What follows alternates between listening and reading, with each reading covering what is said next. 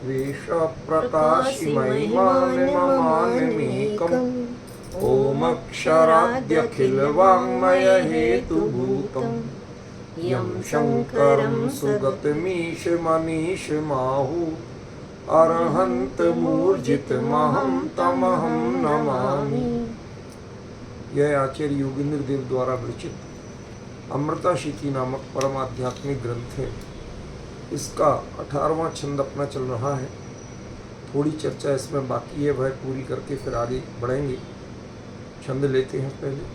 No जीयते जगति केचिद एष मोह इत्याकुलः किमसि सम्प्रतिरेव यस्य एकोऽपि कोऽपि पुरतः स्थितशत्रुसैन्यं सत्त्वाधिको जयति शोचसि किं मुधा त्वम्।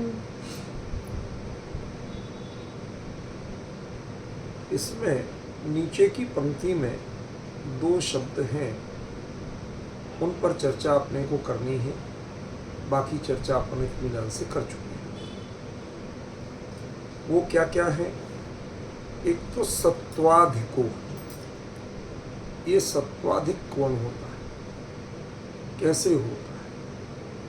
कोई भी वस्तु, कोई भी जीव अधिक सत्व वाला नहीं। बात समझ में है? एक भी जीव अतिरिक्त शक्ति वाला नहीं। ठीक है ना? सत्व तो अपनी शक्तिवाचक है ना। तो जब कोई अधिक शक्ति वाला है ही नहीं और कोई कम शक्ति वाला भी नहीं है, तो फिर सत्वाधिको जयति, जिसमें सत्व अधिक होगा वो जीत जाएगा। इस बात का वास्तविक क्या अर्थ है? समझ में आएगी? वस्तु रूप में एक भी जीव या एक भी वस्तु कम या ज्यादा नहीं। किसी के पास एक्स्ट्रा नहीं है और किसी के पास कम नहीं। जीवों में जो छोटी बड़ी अवस्था देखी जाती है पर्याय में, उसका मतलब इतना ही सा है कि किसने सत्य को पहचाना और किसने सत्य को नहीं पहचाना। समझ गए? ऐसे समझ लो कि 2 लोगों को पैसे तो बराबर मिले तनख्वाह में।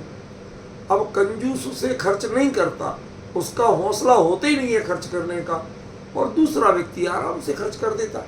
भाई मेरा महीना आराम से चल जाएगा, मैं क्यों टेंशन करूं? समझ गए?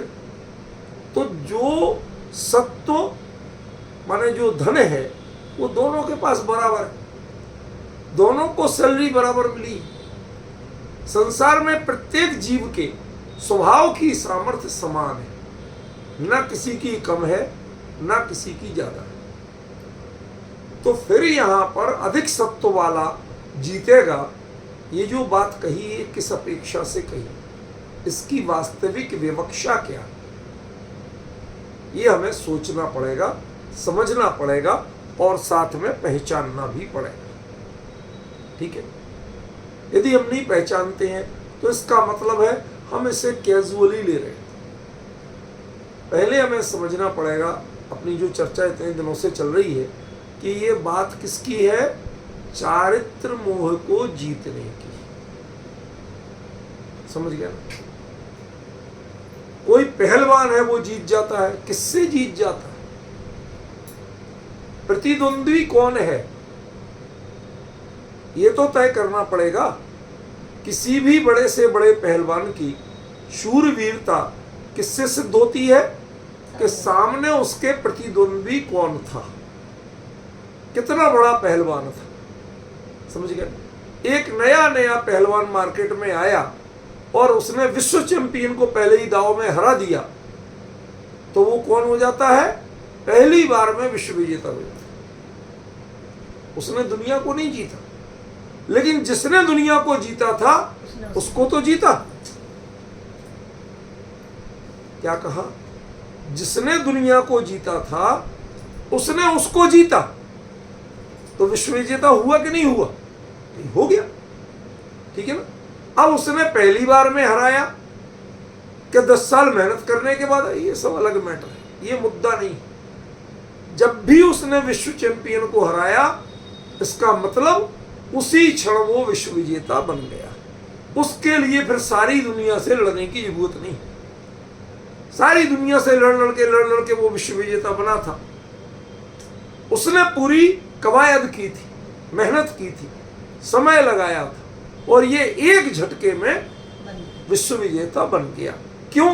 कितने बड़े को हराया तुमने, ये एक महत्वपूर्ण मुद्दा है। तो जिस मोह ने संपूर्ण विश्व को हराया है, क्या बात आई?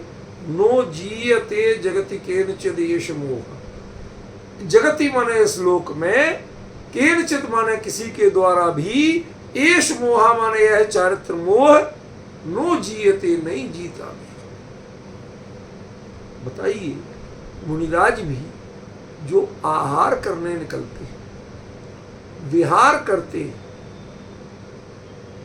समझ गए, ये सब चारित्र मोह के उदय से करते हैं कि क्षय से करते हैं? उदय से। तो उदय से, तो मतलब उनको भी नहीं जीता गया, वो भी नहीं जीत पाए अभी तक। इतना ताकतवर है कि बड़े से बड़े सच्चे भावलिंगी मुनिराज भी इसको जीत नहीं पाए। कितना बड़ा डिफरेंस है कि नहीं? दरअसल ये मोह एक ऐसी चीज है कि जो आपसे कुछ भी उल्टा सीधा करा देता। समझ में? मैंने अभी देखा कि मेरी एक पुस्तक जो शुद्ध संस्कार विधि, उसकी किसी ने पीडीएफ बनवाई, उसमें दूसरे लोगों के नाम जोड़ दिए, लेखक में, संपादक में, जिनका कोई लेना देना नहीं। अब हम तो देखते नहीं, कवर मेरे ही है, अंदर मैटर मेरे ही है। इतना छल किया कि उसमें ऊपर प्रकाशक जो अंदर के पेज पे होता है ना, उसमें प्रकाशक नाम किसी और का दे दिया, अपना दे दिया, और जबकि बुक के लास्ट में जो कवर है उसमें प्रकाशक नाम किसी और का दिया जिसने प्रकाशित किया। अब वो एक पेज बदल के क्या छल कर लिया कि ये तो मैंने करवाई। ऐसे मायाचारियों को क्या कहा जाए? किसने करवाया इनसे काम? वो कट्टर मुमुक्षु बनते हैं, मुमुक्षुओं के लीडर बनते हैं। समझ गए ना? पता नहीं अपने आप को क्या क्या कहते हैं, और उन्होंने ये काम कराया। ये किसने कराया? भाई लीगली चले तो मैं 1 मिनट में नोटिस देकर उनसे सब कुछ कर सकता हूं कि आपने बनाया कैसे ऐसे, लेकिन मैं नहीं कर रहा हूं। आपके बीच में दृष्टांत रूप में चर्चा कर रहा हूं अकेले। क्यों? क्योंकि ये सब मोह के मारे हैं।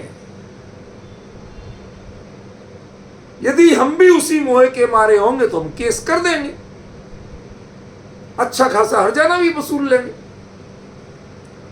लेकिन तब हम भी उसी मोह के मारे कहलाए। हमें पैसे का लोभ है नहीं। छल किया तुमने, जो पाप किया तुमने, उसका फल कौन भोगेगा?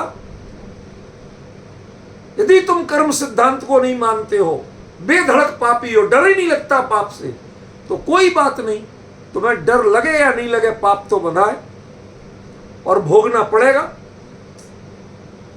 समझ गए ना? इसलिए बड़े संस्थाओं के मालिक या बड़े पैसे के मालिक हो गए तो ये धोखे में मत रहना।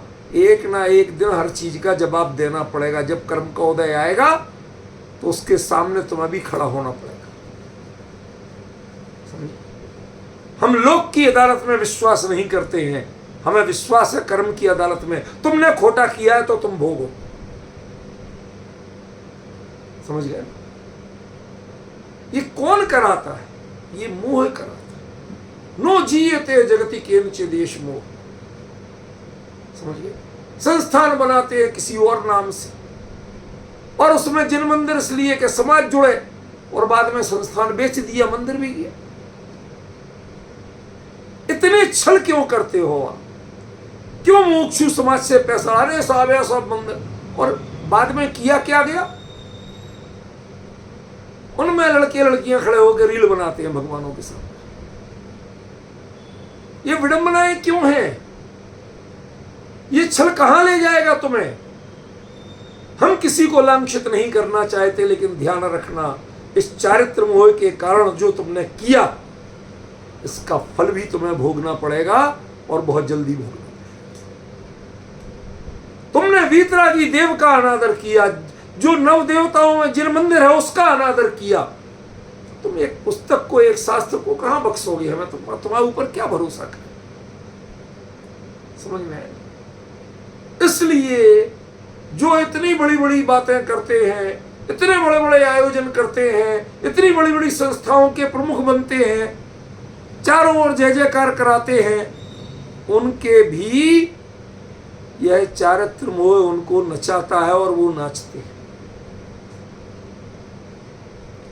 समझ गए? दुनिया जय जयकार करती है, इससे तुम बड़े नहीं हो जाओगे। तुम चारित्र मोह के हाथों हारे हुए हो, जीते नहीं हो। अरे तुम्हारे अंदर तो दर्शन मोह की प्रवृत्ति भी विद्यमान है, क्योंकि चारित्र मोह वाला अपने चारित्र में कमी कर सकता है, अपने पुरुषार्थ में कमी कर सकता है, लेकिन वीतरागी देवगुरु धर्म का अनादर, उनका व्यापार नहीं कर सकता। तुमने तो वो भी किया, इसलिए तुम्हें अकेले चारित्र मोह नहीं, तुम तो पक्के दर्शन मोह के शिकार हो, उससे हारे हुए। समझे कि नहीं? जरा विचार करो क्या स्थिति है, कहां खड़े हो। समझिए, विचार करो शांति से। सत्वाधिको जयति, आचार्य ने कहा कि दुनिया में किसी के द्वारा ये मोह नहीं, ये तो वर्ल्ड चैंपियन है। अब इस वर्ल्ड चैंपियन को तुम कैसे हराओगे? प्रश्न तो यही है ना। कहते तुम्हें अपना बल, वो बल माने असली मनोबल, अपना हौसला, उससे ज्यादा रखना पड़ेगा। समझिए? तो कहां से लाएंगे एक्स्ट्रा, जब मेरे पास यदि नहीं है तो? कहते तुम तो जगत अनंत बल के धनी हो। प्रत्येक आत्मा अनंत बल का धनी है स्वभाव से। उसके वीर नाम का जो गुण है वह परिपूर्ण है, लूला लंगड़ा नहीं है। समझे? रूपल में क्या है? जो वीर नाम का उस प्रत्येक आत्मा में गुण है वह अपंग नहीं है, लूला लंगड़ा नहीं है, वह परिपूर्ण है, वह अनंत ही है। तो उसके बल से तुम सत्वाधिक हो सकते हो। मतलब अधिक सत्व कैसे आ जाएगा? कि जो पर्याय में आज तक नहीं था, पर्याय ने अपने आप को दीनहीन माना था, जो पर्याय में स्वभाव के बल का विश्वास नहीं था, उसके प्रति दृढ़ता नहीं थी, वो दृढ़ता अब आपके, उसने अपने स्वभाव का स्मरण करके प्राप्त कर ली। तो प्रश्न ये है कि अभी तक क्यों नहीं थी? चारित्र मोह तो कर्म है, ये आत्मा का स्वभाव है, तो अपने स्वभाव का काम पर्याय, उसकी पर्याय में क्यों नहीं हुआ? बात समझ में आ रही? प्रश्न को समझो पहले बारीकी से पवन जी। यदि प्रश्न नहीं समझोगे उत्तर समझ में नहीं आए। इसका सीधा लिंक अगले छंद से, बिल्कुल डायरेक्ट। तो ये है कि तुमने आलसी होके अपने बल को नहीं पहचाना। कुछ बात समझे? नहीं समझे तो फिर से सुनो। कोई व्यक्ति कितना ही ताकतवर है, वो बहुत कुछ कर सकता था, लेकिन वो आलसी पड़ा था, भूला हुआ था। असली आलस क्या है? असली आलस नींद निकालना नहीं है। असली आलस पवन जी जैसा लड्डू, वो दाल बाटी चूरमा खाके और आलस करना, वो नहीं है असली आलस। असली आलस है स्वभाव के सामर्थ्य का विस्मरण, उसको याद ही नहीं करना। बोलिए, विष्णु कुमार मुनिराज को क्या था? याद दिलाना पड़ा, महाराज आपको रिद्धि प्रकट, वो आपकी रिद्धि, आपको रिद्धि उन्हें प्रकट हुई, लेकिन अपने वैराग्य की पराकाष्ठा के कारण ध्यान ही नहीं दिया। जब ध्यान दिया, कहते अच्छा, सीधा हाथ बढ़ाया तो समुद्र तक पहुंच गया। कहते अरे हाँ, बात तो है। अब जब वो समुद्र तक हाथ पहुंचा और पता चला, तो उसके बाद अधिसत्व, हमने अपने सत्व को पहचाना। ध्यान रखना, बाप में जितनी ताकत होती है, बेटे का स्वर उतना तेज होता है। क्या कहा, समझ में आया? नहीं आया? बच्चा जा रहा था, दूसरे बच्चे ने उसको धक्का दे दिया। आई ऐसा मार मत, क्या कर लेगा, तुम बता क्या कर लेगा? जानता था इसमें अभी जोर के 2 और लगाएगा। बदमाश है, बड़ा है उम्र में, शरीर में भी मजबूत है। अब थोड़ी देर बाद उसको पिताजी आते दिखे। उसने कहा पापा पापा, और पहुंच गया। उसके बाद आते हुए बोला, रास्ते से हट, मैं जा रहा हूं, मेरे रास्ते से हट। अब ये जो जोर आया, उसका बाप नहीं बोल रहा कि मेरे रास्ते से हट, लेकिन वो पिद्दी सा बच्चा ज्यादा बोल रहा है। क्यों? क्योंकि जिसने अपार सामर्थ्यवान अपने पिता का आश्रय ग्रहण किया है, वह सामर्थ्यवान पिता उतना नहीं बोलता है जितना उसका बेटा बोलता है। वो कैसा है? सत्व अधिक। त्रिकाली गायक जितने सत्व का धनी है, समझ में आ रहा कि नहीं आ रहा क्या कह रहा हूं? त्रिकाल गायक भगवान आत्मा जितने बल का धनी है, स्वभाव की सामर्थ्य जितनी है, पर्याय जब उसे जानती है, वेदती है, अनुभव करती है, आत्मसात करती है, तो स्वभाव की सामर्थ्य सदा काल से थी, लेकिन कभी दुनिया ने नहीं देखी थी। लेकिन पर्याय में प्रकट होती है तो दुनिया समूह स्वर्ण लगाती है। गलत कह रहा हूं भाई? जो कुछ भी अनंत चतुष्टय प्रकट हुआ पर्याय में, तो वो अनंत चतुष्टय स्वभाव से ज्यादा है कि बराबर है? भाई स्वभाव की शक्ति की अभिव्यक्ति और क्या है? लेकिन वो स्वभाव दुनिया में नहीं पूजता है, वह अभिव्यक्ति दुनिया में पूजती है। समझ गए? इससे हमें लगता है कि स्वभाव तो ऐसा था ही, लेकिन दुनिया ने कभी नहीं पूजा था। अभिव्यक्ति ऐसी हुई तो सारी दुनिया पूज रही है। इससे लगता है कि अभिव्यक्ति स्वभाव की सामर्थ्य से कुछ ज्यादा है, ऐसा लगता है, होता नहीं। लोक की व्यवस्था है कि वह पर्याय की प्रसिद्धि को पूजती है, स्वभाव की सामर्थ्य को उतना नहीं पूजती। ये बात सच्ची कह रहा हूं कि झूठी? समझ में आ रही कि नहीं आ रही? ये बिल्कुल 100% खरी बात है। ये 100 का, वो जैसे कहते ना 99 नहीं 100% के शुद्ध का सोना है। इसमें 1% की भी मिलावट नहीं। क्या कहा रूपल में? समझ में आया? कितनी गहरी बात कह रहे आचार्य देव। सत्वाधिको जयति, तुम पहले अधिसत्व, सत्व से अधिक वाले बनो तो सही। तुम्हारा जो सत्व है वो परिपूर्ण है, लेकिन तुम्हारी पर्याय जिस दिन उस परिपूर्णता को आत्मसात करेगी, स्वीकार करेगी, अपनाएगी, तो उसकी चमक सारी दुनिया में फैलेगी। स्वभाव में जो कुछ था वो सारी दुनिया में नहीं फैल रहा था।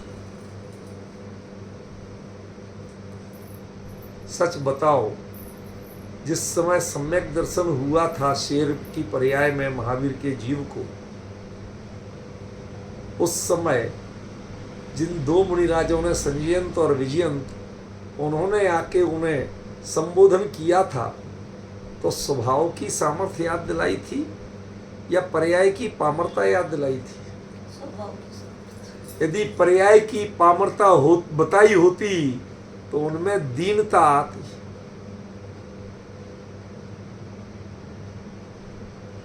दीनता आती। ध्यान रखना रूपल बहन, इसमें वही आ रहा है, अगला छंद है मुक्ताल सत्व। पहले आलस छोड़। अमृता शीति की चर्चा आलसियों के लिए नहीं। समझ में आया ना? के बीच में जमाई भी मार लो, लड्डू भी मांग लो, सब कुछ कर लो और चर्चा भी कर लो, ये ऐसे नहीं है। जब सामने फुल अलर्ट दिखोगे तो इस चर्चा की गहराई आएगी। समझे ना? कारण आपका जो भी हो, हम कारण की मीमांसा नहीं करेंगे, हम तो कार्य की मीमांसा करेंगे। ठीक है ना? क्या हुआ? कितना अंतर आया? वो जो स्वभाव की सामर्थ्य थी उसका स्मरण जो करेगा वो सत्वाधिक बनेगा। और सत्वाधिक क्यों कहा जाएगा जब वो अधिक है ही नहीं? स्वभाव की सामर्थ्य यदि पर्याय में प्रकट हुई तो एक्स्ट्रा कैसे हो जाएगी? समझ रहे ना? कर्ज थोड़ी लिया किसी से, अपने सामर्थ्य का काम कर रहे हैं, अपने पैसे से खर्च कर रहे हैं, तो एक्स्ट्रा कैसे हो गया? समझ गया ना? गवर्नमेंट यही तो कहती भाई हमने तुम्हें 10 साल में इतनी तनख्वाह दी, उस तनख्वाह का आज तुम्हारे पास जो एसेट्स है, सामग्री है, संसाधन है, वो तुम्हारे पास उस तनख्वाह से 10 गुने है। तो ये आए कहां से? ये नैतिक कैसे हो सकते हैं? तुम्हारी तनख्वाह जितने होते तो हम स्वीकार कर लेते। समझे? तो वो कहते भाई साहब हमने ईमानदारी से इन्वेस्ट तो उतना ही किया था, हमने पैसा ज्यादा खर्च नहीं किया, लेकिन ऐसी जगह किया था कि जहां ये कई गुना होके आता है। ऐसे ही हमने अपने उपयोग की सामर्थ्य जितनी थी उसको त्रिकाली गायक की सामर्थ्य से जोड़ के ऐसा इन्वेस्ट किया कि पर्याय में स्वभाव की सामर्थ्य को अनंत बल किसी ने नहीं कहा, खाली बल कहा, वीर्य गुण कहा, अनंत वीर्य गुण नहीं कहा। चाहे शक्तियां हो चाहे गुण हो, किसी के साथ अनंत लगा हो तो बता दो।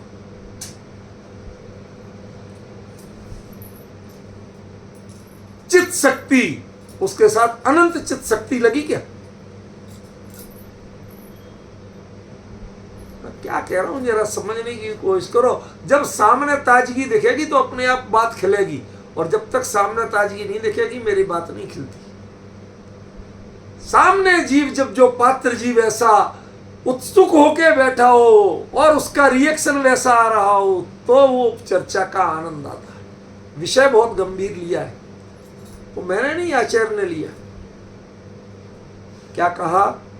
सत्वाधिको जयति। स्वभाव की सामर्थ्य में विशेषण नहीं जुड़ते हैं, ना कम ना ज्यादा।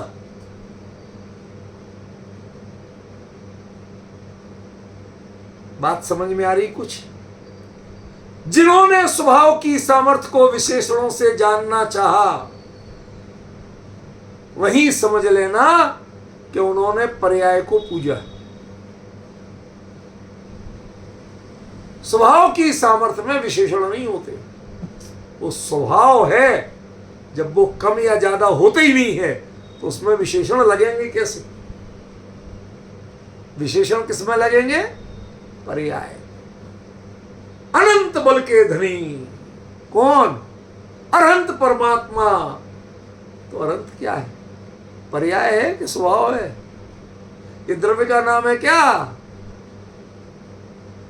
अरहंत को द्रव्य गुण पर्याय से जानना, ये जानने का दृष्टिकोण अलग चीज है, पर अरहंत खरेखर पर्याय है। समझे? अरहंत पना पर्याय है, उसमें अनंत बल कहा जाता है। स्वभाव में वीर नाम का गुण कहा जाता है, अनंत वीर नाम का गुण नहीं है कोई आज तक। तो जीतती कौन है? स्वभाव जीतता है या पर्याय? कि चारित्र मोह को पर्याय जीतती है। स्वभाव तो सदा वैसे ही था, आज तक चारित्र मोह का उदय हो ही नहीं पाता, चारित्र मोह कुछ कर ही नहीं पाता। देखो बारीकियां समझो, जैन सिद्धांत की और आचार्य के प्रतिपादन की शैली की, दोनों की बारीकियां समझो। जब तक सामने उतनी ताजगी नहीं दिखेगी, उतना उत्साह नहीं दिखेगा, मैं कैसे समझूं? सत्वाधिको जयति, मैं बारंबार ध्यान दिलाना चाहता हूं। क्या ये अधिक सत्व वाला कौन है? ये त्रिकाली स्वभाव नहीं है, ये पर्याय है। जिसने स्वभाव की सामर्थ्य को ऐसे धारण किया कि उसमें स्वभाव में जितना था पर्याय में उससे ज्यादा दिख रहा है, नहीं दिख रहा। मैंने आपको दृष्टांत दिया था कि हम एक बार यहाँ दिल्ली में, वो बिरला मंदिर कहलाता है, लक्ष्मी नारायण मंदिर को बिरला मंदिर कहते हैं, बिरला जी ने बनवाया था। तो ऐसे किसी को दिखाने चले गए, कोई एक हमारे प्रोफेसर थे, उन्होंने कहा नहीं चलो चलो जैन साहब चले गए। तो मैंने कहा कि यहाँ तुम क्या बढ़िया समझते हो? तो उन्होंने दुनिया भर के अपने धर्म की बातें बताई। हमने कि देखो इसमें सबसे बढ़िया बात एक है। कहते क्या? मैंने कहा इसमें जो कृष्ण जी की मूर्ति लगी है वेदी पे, इसमें दोनों साइड बड़े क्लियर शीशे लगाए गए, आमने सामने। मूर्ति एक लगी है लेकिन प्रतिबिंब अनंत होते हैं, दो नहीं होते हैं, आपको गिनती नहीं आती। जब आमने सामने शीशे हो तो एक दूसरे के बिंब के प्रतिबिंब होते होते उसमें शीशे की मोटाई इतनी सी, लेकिन बिंबों के हिसाब से गहराई मीलों तक दिखती है। क्या जैसे मीलों तक कृष्ण जी बैठे हैं, हजारों यहां बैठे और हजारों यहां बैठे। बिंब ज्ञायक स्वभाव है, प्रतिबिंब वो पर्याय में झलकता है, लेकिन प्रतिबिंब में अनंतता झलकती है। ज्ञायक स्वभाव में अनंतता नहीं होती है, एक रूपता होती है। समझ में आई बात पवन जी? आई समझ में? ये है सत्वाधिक होने का अभिप्राय। सत्वाधिको जयति, एक बार आलस छोड़ो, उठ के खड़े हो, अपने स्वरूप को पहचानो। तुमने इनको बहुत डराया है कि इतनी सेना है शत्रुओं की, तुम्हारी ताकत कितनी है ये तो देखो। शत्रु सेना को तुमने बारंबार देखा, आज तक इस कर्म का उदय है भाई साहब, हमारे तो असत कर्म का बहुत उदय है, हम क्या कर सकते? लाख कोशिश करना चाहते होते ही नहीं है। कहते ना, ये बहाने करते कि नहीं करते? आचार्य ने कहा और सब संसार के मामलों में हम तुम्हें पुण्य पाप के उदय के खेल को मान लेंगे, लेकिन अपने चारित्र मोह की कमजोरी को यदि तुम्हें जीतना है तो उसका एक इलाज है, दूसरा इलाज नहीं है। चारित्र मोह से लड़के तुम चारित्र मोह को नहीं जीत सकते। ज्यों ज्यों तुम स्वरूप की सामर्थ्य में जुड़ोगे, चारित्र मोह अपना भागेगा। वो लड़का जैसे जो उसको अभी तक मार रहा था, जब वो पिताजी की उंगली पकड़ के आता है, वह चार उसको सुना है, हट रास्ते से, तेरी औकात है मेरे सामने खड़े होने की। अब वो देखता है आदि सत्य, ये तो इस पिताजी के साथ। इसके स्वर में इतना जोर आया कहां से? समझे ना? एक सच्ची घटना बताता हूं आपको, आप विश्वास नहीं करेंगे, पर लोगों ने बताया हमें, उनके प्रत्यक्षदर्शियों ने। एक के घर में छोटी टूटी फूटी झोपड़ी सी थी, वो बेचारा गरीब आदमी बड़ा परेशान। वो किसी तरह थोड़ी बहुत मेहनत करके थोड़ा मक्खन बचाता था, दही घी बनाता था, और छप्पर में ऊपर से एक छींका, समझते हो ना, ऐसे लोहे का, वो छींका में रखता था जमीन से लगभग 9 फीट ऊपर। मतलब वो खुद बिना किसी स्टूल वगैरह पे चढ़े उसको उठा नहीं सकता था। उसके घर में एक चूहे का बिल था, उसमें चूहा रहता था। वो भला आदमी अपने बिल से निकलता, खड़ा होता वहां और वहां से जंप मारता सीधे छींके पे। बड़ी समस्या है। 6 फीट का आदमी उसको नहीं उठा सकता क्या, और 6 इंच का चूहा वो वहां से एक जंप में पहुंच जाता। वो बड़ा परेशान, अब छप्पर इससे ऊंचा कर नहीं सकता, कोई इलाज नहीं। तो किसी से पूछा कि महाराज क्या करूं, मैं गरीब आदमी टूटी फूटी झोपड़ी में रहता हूं, करूं क्या? तो उन्होंने कहा सत्वाधिको भव, उसके पास जो सत्व है वो सत्व तुम भी पहचानो और उससे अधिक बन जाओ। कि क्या कहते, खोद के देखो उस चूहे के बिल में खजाना है। उसने खोदा, उसके अंदर 2 सोने की ईंट मिल गई, उसने निकाल ली। अब वो चूहा उसी में रह रहा। अब उस रात को भी सोने की ईंट निकलने के बाद वो चूहा कूदा तो 3 फीट भी नहीं कूद पाया। जो एक बार में 9 फीट ऊपर पहुंचता था वो 3 फीट भी नहीं कूद पाया। फिर कूदा और 2.25 रह गया, 2.5 रह गया, घटता ही जा रहा। क्यों? क्योंकि अभी तक वो अपने आप को अब्जोपति मानता था। मेरे पास अरबों का खजाना है, करोड़ों का खजाना है, मैं सोने की ईंट पे सोता हूं। सत्वाधिक था। अब उसका सत्व तुमने छीन लिया तो वो चूहा रह गया। जब तक यहां के महावृति मुनिराज स्वर्ग में जाके अवृति कैसे हो जाते, वहां चारित्र मोह हावी कैसे हो जाता है? ये सब परिस्थितियां का खेल है। उसको तुमने अविरतपने को आत्मसात किया, देवत्वपने को आत्मसात किया, उस समय तुमने कभी भी वैराग्य को आत्मसात नहीं किया। तुम्हारे परिणाम ही नहीं हुए।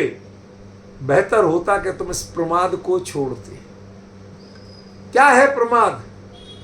मैं देव हूं, ये प्रमाद है। भाई साहब, प्रमाद के भेद आते हैं, प्रमाद के भेद आते हैं। पहला मिथ्यात्व, 4 कसाय और 9 कसाय। प्रणय और स्नेह, ये मिला के 15 भेद प्रमाद के होते हैं।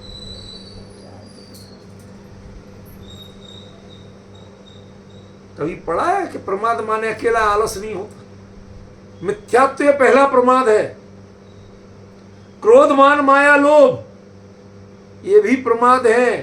हास्य रति रति शोक भय जुगुप्सा स्त्री वेद पुरुष वेद, ये भी प्रमाद है। किसी से स्नेह रखना भी प्रमाद है। 4 5 समझ गए? तो ये हम जब तक बेसिक चीजों को सोचो, उनको जब तक नहीं पहचान पाते हैं तब तक हम जान ही नहीं पाते हैं कि वास्तव में कौन क्या है। यहां पर कमी बताते हैं आचार्य देव कि तुमने आलस नहीं छोड़ा, प्रमाद नहीं छोड़ा। चारित्र मोह तुम्हारे ऊपर तब तक हावी है जब तक तुमने प्रमाद नहीं छोड़ा।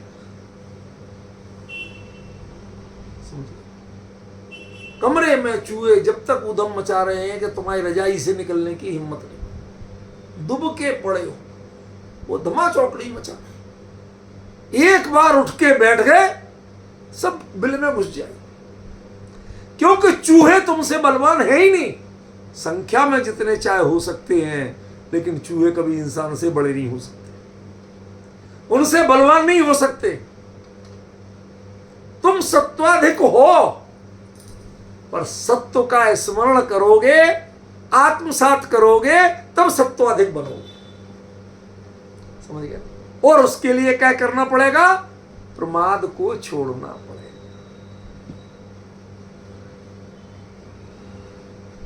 बहुत बड़ी कमी है रूपल में, बड़े गजब। ये पॉइंट है यहाँ, यदि ये पॉइंट यहाँ नहीं पकड़ोगे तो अगला छंद समझ में नहीं आए, उससे इसकी लिंक नहीं मिलेगी, इसलिए कह रहा हूं।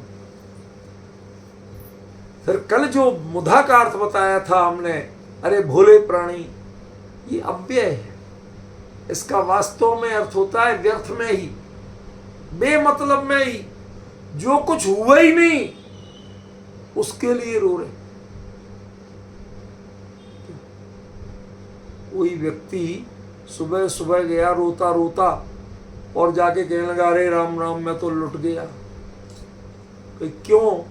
आज सपने में मेरे घर डकैती पड़ गई।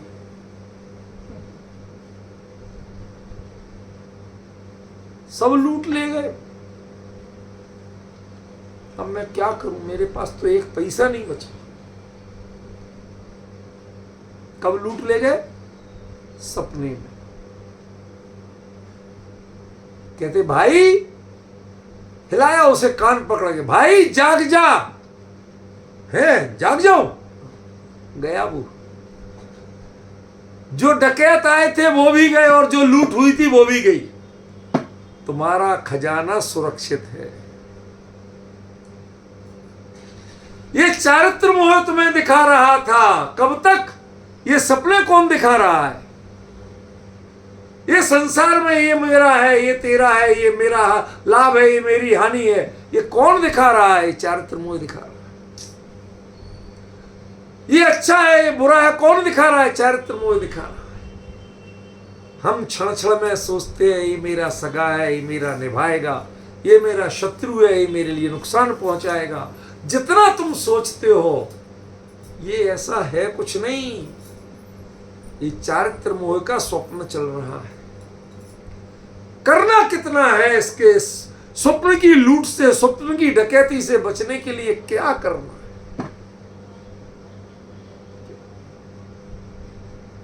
सिर्फ इतना करना है कि जागना है। पवन जी, और क्या करना है? कुछ नहीं करना, जागना है। जाग जाओ। ये आचार्य ने जागते रहो वाली हाक लगाई है, समझ में आए? वो का अर्थ सुनी होगी, चेला जागते रहना डर है। संसारी मोही जीव जगाता है काहे के लिए? चारित्र मोह की संपत्ति की चौकीदारी के लिए। भाई चारित्र मोह ने तो उसे संपत्ति का, वरना तुम्हारी लिए संपत्ति थी का? ना लेके आए थे ना लेके जाओगे, चाहे टाटा बिरला अंबानी कोई बने रहे।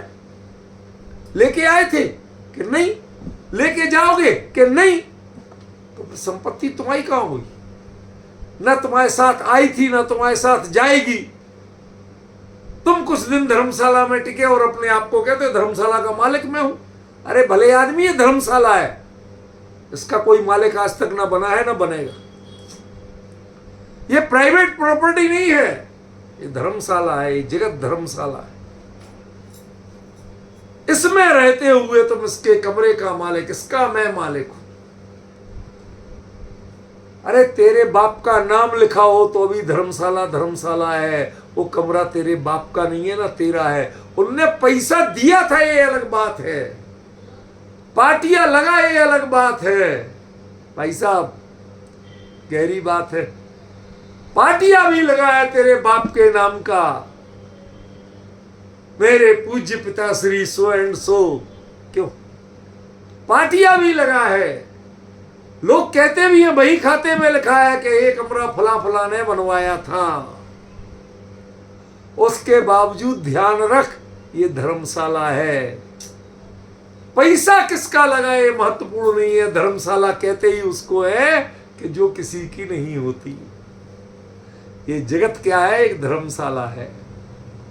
चारित्र मोह इसमें अपनापन जगाता है आपको। जिस समय होश जगेगा, प्रमाद छोड़ोगे तो क्या होगा? सत्वाधिको। मैं अपने बल पे जीऊंगा, धर्मशाला में नहीं रहूंगा। समझ गए? ये धर्मशाला से मेरा व्यक्तित्व नहीं है, मेरी पहचान नहीं है। मेरी पहचान किसी और कारण से। उसका नाम है सत्वाधिको जयति। बस अब तुम जीत जाओ, जागो तो सही। स्वप्न की हार जीत में बदलने के लिए 1 सेकंड का समय चाहिए, और वो क्या है? जाग जाओ। स्वप्न के में जितनी लूट हुई है सारी वापस आ जाएगी, पाई पैसा वापस आ जाए, जो तुम्हें याद नहीं है वो भी वापस आ जाए। तो गया तो था ही नहीं ना, याद तुम भूले थे, वो तो वही था, वापस आ जाएगा। माने खोल के देख लेना, सब रखा मिलेगा, जो तुम्हें लुटा लग रहा था ना। क्या गजब का स्वरूप है। चारित्र मोहित में सब कुछ दिखा रहा है स्वप्न की तरह। जागृत हो जाओ, आलस छोड़ दो, सावधान हो जाओ, सत्वाधिक बन जाओगे, जीत जाओ। किम मुधा तुम, फालतू में सोचते हो, लेना ना देना सोचे जा रहे हो। भाई साहब, तो फिर वो जो डाकू आए थे वो आज रात दोबारा तो नहीं आएंगे सपने में? जब उन्हें पता चलेगा कि मेरा पैसा तो ले ही नहीं जा पाए, तो इन्हें मैं कहीं और जगह रख दूं छुपा के, कहीं सपने में दोबारा डाकू आए तो। सोच सी कि मुधा तुम, भले आदमी वो सपना था, वो सच्चाई नहीं थी। खाम खा में सोच सोच के दुबले मत हो, परेशान मत हो। मुधा, व्यर्थ ही तुम परेशान हो रहे हो। इन सपनों के डाकुओं का डर जागते हुए कभी किया नहीं जाता। क्या गजब का अर्थ है यहाँ रूपलवेल में, सच बता रहा हूं। बहुत एकदम से आगे बढ़ने का मन नहीं हो रहा है, क्योंकि आचार्य ने जो बात कही है वो बहुत गहरी कही है। मुधा, मुधा माने व्यक्ति नहीं है, मुधा अव्यय है। तुम व्यर्थ में ही परेशान हो रहे हो। वो हमने जयपुर में जब पढ़ते थे, वहाँ कभी एक आध कोई अपने आए तो उन्होंने बहुत सुंदर भजन, एक भजन संध्या रखी गई। कनक हाड़ा नाम की एक टीवी आर्टिस्ट थी, अच्छे बहुत संभ्रांत परिवार की बहू थी। आए तो उन्होंने गाया, व्यर्थ चिंतित हो रहे हो, व्यर्थ नर भव खो रहे हो, अजन्म है अमरात्मा, भय में जीवन खो रहे। ये मुधा, मुधा माने व्यर्थ, व्यर्थ चिंतित हो रहे हो, व्यर्थ में ही परेशान हो के शत्रु सेना इतनी बड़ी खड़ी है। रात में 100 डाकू आए थे लूटने हमारे लिए, सब इतनी गोलियां चलाई उन्होंने, दीवारों में छेद हो गए थे। क्यों?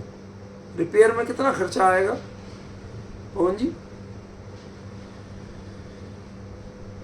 अरे सारी दीवारों में छेद हो गए थे, गोलियां लगी थी, तो रिपेयर में खर्चा आएगा कि नहीं आएगा?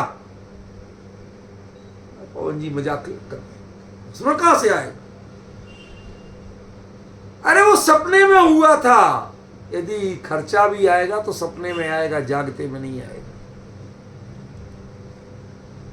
जो जाग गया है, जो अपने स्वभाव में जागता है, उसके लिए कोई खर्च नहीं, कोई नुकसान नहीं। ये चारित्र मोह कुछ भी नहीं करता।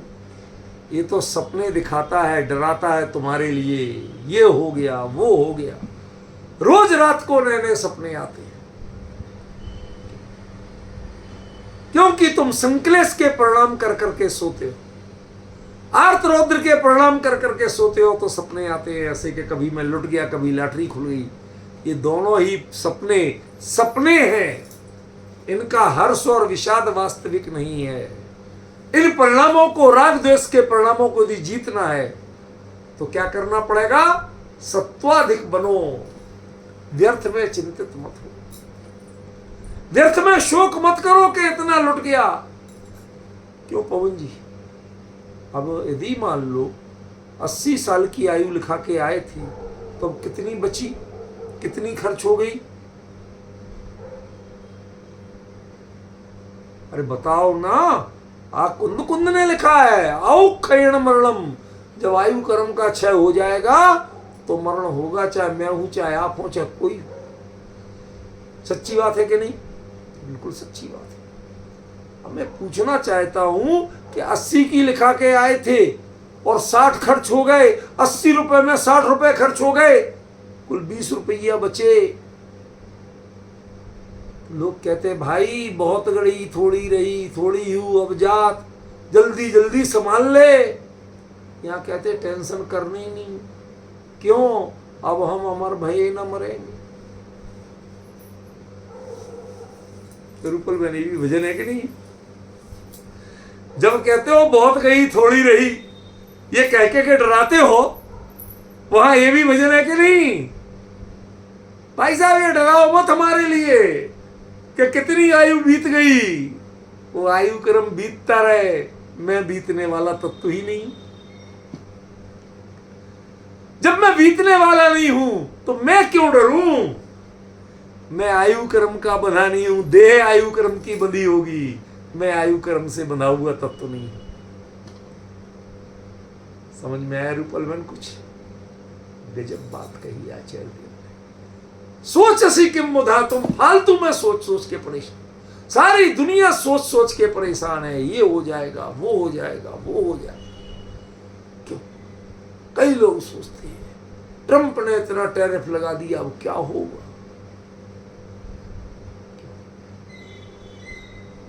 अरे दुनिया में लोग बात किस किस का नहीं सोचते। अंग्रेज डराते थे, देखो हमें शासन करना आता है, हम छोड़ के जाएंगे तो तुम्हारे देश का क्या होगा। तो हमारा बुढ़ा बाबा था ना गांधी, उसने कहा जो बाहर हमारे झाड़ू लगा रहा ना, उसको चाबी सौंप के जाओ खजाने की, देश सौंप के जाओ, हमें उसका शासन मंजूर है, लेकिन तुम्हारा शासन मंजूर है।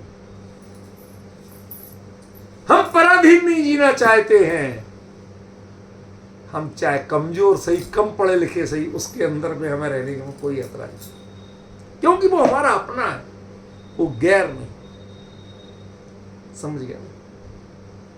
एक बार अपने स्वभाव को विचार करो, एक बार स्वभाव की सामर्थ्य को पहचानो। अनादिकाल से तुमने क्या क्या किया, किन किन गतियों में भटके हो, डजंट मैटर।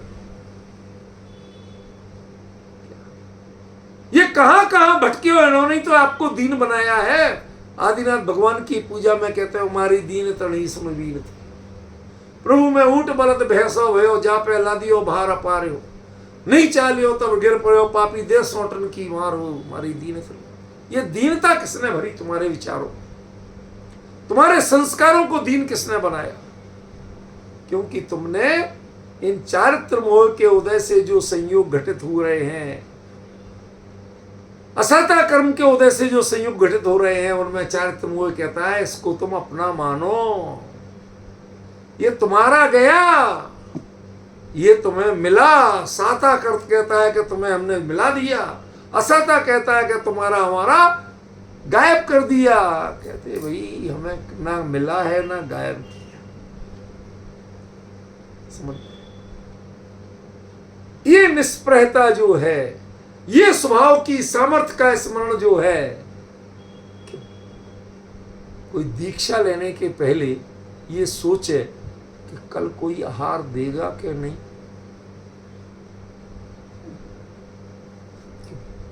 ले पाएगा दीक्षा? वाकई में बात तो कठिन है, क्योंकि जो बीवी कहती थी कि खिलाती थी उसको छोड़ दी, मां करती थी उसको छोड़ दिया, बाप जो हिसाब किताब पैसा व्यवस्था करता था उसको छोड़ दिया, जिस मकान में इत्मीनान से सोते थे अच्छे गद्दे पर उसको भी छोड़ दिया, भाई बहन को भी त्याग दिया, बच्चों को भी त्याग दिया। अब कोई तुम्हारे पास है ही नहीं, अब रहोगे कैसे, खाओगे क्या? कहते जो रहता है और जो खाता है इसकी चिंता वो करे, ना मैं कहीं रहता हूं ना मैं खाता हूं, इसलिए मुझे चिंता करने की जरूरत नहीं। मैं तो अपने स्वरूप की स्मरण के लिए, स्वरूप में रमने के लिए इस मार्ग पर चला हूं। ये लोग रोज सुबह से शाम तक पेरते थे, गन्ना पेरा जाता ना मशीन में, उसको भी तो पेरना कहते हैं ना, जूस निकल जाता है बेचारे का, खोई रह जाती है। ऐसे ये मनुष्य भाव का जूस निकालती है गृहस्थी। जिसको चारित्र मोह से अपना माना वो तुम्हें पेर पेर के हालत खराब कर देते, गन्ने से खोई बना देते। समझे कि जब हमने अपने अधिसत्व को भूला, अपने सामर्थ्य को भूला, तो क्या होगा? जूस तो निकल गया, बची क्या? खोई। वो किस काम की? समझ रहे हो कि नहीं? बहुत गहरी बात है। हमने अपने जीवन को खोई बना रखा है। इस किसके कारण? इस चारित्र मोह के प्रभाव से। दीनता रेल ले रखी है तुमने। इस दीनता को छोड़ो। समझ में आ रहा कि नहीं? व्यर्थ की चिंताएं छोड़ो। तुम परिपूर्ण हो। परिपूर्णता को स्वीकार करके स्वभाव में जितनी परिपूर्णता है, पर्याय में उससे अनंत परिपूर्णता होने वाली है, क्योंकि स्वभाव एक है और पर्याय अनंत है। समझ में? सत्वाधिक हो जाओगे तुम। एक बार तो विचार करो। तो उन्होंने कहा उसके लिए करना क्या पड़ेगा? मैं अगला छंद आज अकेला पढ़ रहा हूं, उससे इसका लिंक बताऊंगा। बाकी उस छंद की चर्चा कल करूंगा। क्या कहते हैं आचार्य देव? मुक्त्वाल सत्व अधिसत्व बलोपपन्न। कहते हैं मैं सत्वाधिक बनूं, इसका क्या तरीका? समझ में? वो तरीका बता रहे। मुक्त्वाल सत्व, पहले आलस करना छोड़ो, जमाई मारना छोड़ो। मुद्दे की बात। मुक्ताल सत्व अधिसत्व, जब लगेगा तुम्हारे हित की बात हो रही है तो मुर्दा भी जाग जाता है। भाई या तो जिंदा है और जिंदा आलस कर रहे। अधिसत्व, और जब अपने सत्व को जानोगे तो क्या होगा? बलोपपन्न, तुम्हारी भुजाएं फड़कने लगेंगी। बल तो था, कमी थी उसको पहचाना नहीं था। समझ गए? स्मृत्वा पराम च समताम कुल देवताम त्वम। एक परिपाटी चलती थी पुरानी कि जब युद्ध करने जाना है, लड़ना है, तो लोग अपने कुल देवता को स्मरण करने जाते थे। तो विरागियों का कुल देवता कौन है? प्रश्न किया, विरागियों का कुल देवता कौन है? तो उन्होंने कहा समता ही विरागियों का कुल देवता है, जो किसी से राग द्वेष करने ही नहीं देते। ये बढ़िया के ये बढ़िया कहते कोई नहीं, ये बुरा के ये बुरा कहते कोई नहीं। वस्तु को वस्तु पड़े देखते हैं, अच्छाई बुराई की नजर से, भरे बुरे की नजर से, मेरे तेरी की नजर से देखते ही नहीं है। स्मृत्वा पराम च समताम कुल देवताम तुम। ये मुनिराज कैसे इस मोह रूपी सेना को हराते हैं, वो कला दिखाई गई है। वो समता भाव का स्मरण करते हैं। संज्ञान चक्र मिदमंग, सम्यक ज्ञान रूपी चक्र, सुदर्शन चक्र लेना। अंग, हे बेटे, ग्रहण तूर्णम, तुम तूणीर, तूणीर समझते हो जिसमें बाण रखे जाते थे, उसको ग्रहण करो, टांगो। और अज्ञान मंत्री युत मोह रिपूप मर्दी, और जो अज्ञान मंत्री के साथ ये मोह के राजा है सेना सहित, इनको समाप्त कर दो। बरसाओ बाण, एक नहीं बचेगा। चलाओ चक्र, एक नहीं बचेगा। क्या करना है मूल में? मुक्ताल सत्व अधिसत्व बलोपपन्न। पहले कहा था ना सत्वाधिक हो जाओ, तो सत्वाधिक होने की कला क्या है?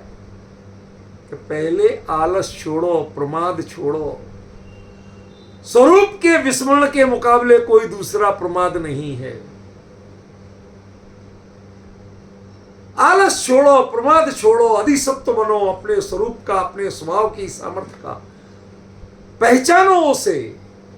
बलोपपन्न, और हौसला करो कि तुम कोई कम नहीं हो।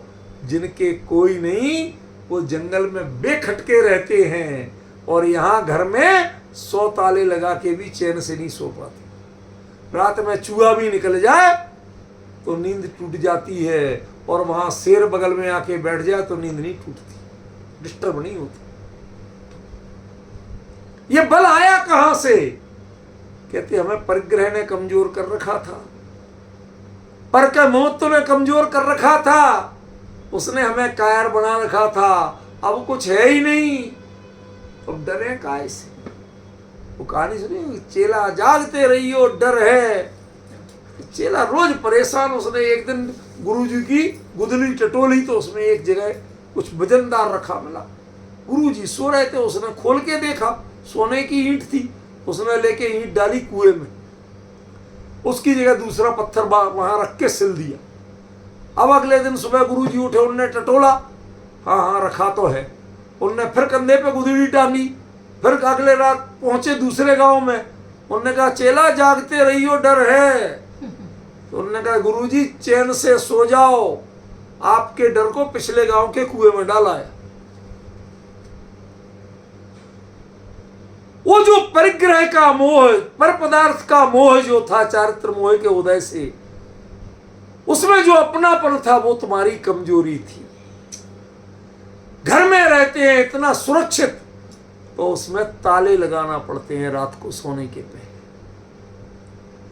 फिर भी चूहा निकल जाए तो नींद टूट जाती है, डर के मारे इधर उधर पूरे घर में ढूंढ के चक्कर मार के आते हैं, हाँ भाई कोई है तो नहीं। क्यों पवन जी, होता है कि नहीं होता है? क्या गजब कहा, इतना मनोवैज्ञानिक ग्रंथ मुझे दूसरा नहीं देखा। क्रम देखो बातों का। सत्वाधिक बनना है तो पहले आलस छोड़ो, स्वभाव की सामर्थ्य को पहचानो, बल अपने आप तुम्हारे भुजाओं में आ जाएगा। तुम्हें बल की जरूरत नहीं है। जंगल में मुनिराज रहते हैं, बेखटके रहते हैं, कोई घर में रहते थे तो 4 ताले लगा के रहते थे, चौकीदार बिठाते रहते। एक चौकीदार नहीं है, एक ताला नहीं है, क्योंकि गुफा में दरवाजे ही नहीं जहां बैठे। समझ गए? कल्पना करिए, शेर आके बैठ जाता होगा बगल में और मुनिराज आराम से ध्यान कर रहे हैं। बीच में उपयोग टूटा, देख भी लिया उसने, उनकी आंख में डाल के देख लिया, इन्होंने उसकी आंख में आंख डाल के देख लिया। उसके बाद भी ना उसे भय है ना इन्हें भय है। ये निर्भयता कहां से आई कि मुक्ताल सत्व, ये अनादिकाल से पर पदार्थों के प्रति जो आकर्षण था, ये था असली आलस। इसने तुम्हें प्रमादी बनाया, इसने तुम्हें कमजोर बनाया। अधिसत्व से राजाए श्रीमद लिखते हैं कि जंगल में, अपूर्व अवसर में, जंगल में शेर सिंहादिक कोई आ जाए और वो मेरी देह चाहे, उसे तो भोजन है ना, वो डाइट है, तो क्या कहते हैं, परम मित्र समझाना, ले जा भाई यार, मैं तो ऐसे छोड़ने के लिए पहले ही परेशान हूं, कोई लेता ही नहीं था, ले जा, परम मित्र समझाना। अब वो शेर क्या करेगा? अरे यार ये तो खुद ही देने को तैयार बैठ। किसी को तुम जबरदस्ती कोई चीज दो तो वो घबरा के भागता है, पता नहीं इसमें कुछ डिफेक्ट तो नहीं है, कुछ गड़बड़ी तो नहीं है, कहीं मैं फंस तो नहीं जाऊंगा। शेर के बगल में बैठे, मुंह के पास उसके आपका जांग है, कोई अंतर नहीं। वो सूंघ रहा है, उसकी सांसें लग रही हैं, कोई अंतर नहीं। क्यों? क्योंकि अधिसत्व मैंने, मेरा जो स्वभाव है, मेरी जो सामर्थ्य है, उसको ये नहीं ले सकता, ये तो देह को ले सकता है। देह मेरी है ही नहीं, ले जा तो ले जा, मेरा क्या ले जाएगा? समझिए, इसलिए तुम्हें बलि बना दिया, वरना तो शेर की दहाड़ सुन के पैंट गीली होती थी। ये जो बल आया, ये आया कहां से? आलस छोड़ा, स्वभाव की सामर्थ्य को पहचाना और बलशाली हो गया। क्या गजब है, अद्भुत विषय है, अद्भुत। समझे कि नहीं? जरा विचारो। आज तो समय हो गया, कल इस पे हम आगे चर्चा करेंगे। क्या छंद है और क्या इसका मर्म है, इसका विस्तार कल चलेगा।